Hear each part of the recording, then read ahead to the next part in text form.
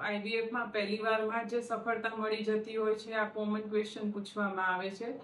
તો ઘણા પેશન્ટને પહેલી વાર આપણે એમ્બ્રિયો ટ્રાન્સફર કરીએ તો સફળતા મળી જાય છે, પણ ઘણા પેશન્ટ્સમાં 2 કે તેથી વધારે ટ્રાન્સફર પણ કરવાની જરૂર પડે છે. આઈવીએફની સફળતાનો આધાર ઘણા પરિબળો ઉપર હોય છે, જેમ કે પેશન્ટની એજ, એમ્બ્રિયોની quality, uterine receptivity and stimulation protocol. પહેલી વારમાં જો સફળતા મળી જાય તો એ બહુ સારી બાબત છે, પણ 2 કે 3 આપણે જો ટ્રાન્સફર કરીએ તો તેનો એક ક્યુમ્યુલેટિવ સક્સેસ રેટ બનતો હોય છે, એ ઘણો ઊંચો હોય છે. સો તમે તમારા ડોક્ટરને તમારા એમ્બ્રિયોના ગ્રેડિંગ વિશે પૂછો, ડે 3 કે ડે 5 ટ્રાન્સફર કરવાનું છે એના માટે પૂછો, અને રિસેન્ટલી પીજીટી-એ કે જીનેટિક ટેસ્ટિંગ હોય છે કે એ જ્યારે 2 કે 3 ટ્રાન્સફર પછી પણ જો સફળતા નથી મળતી તો એમ્બ્રિયોનું જીનેટિક ટેસ્ટિંગ કરાવવામાં આવે છે.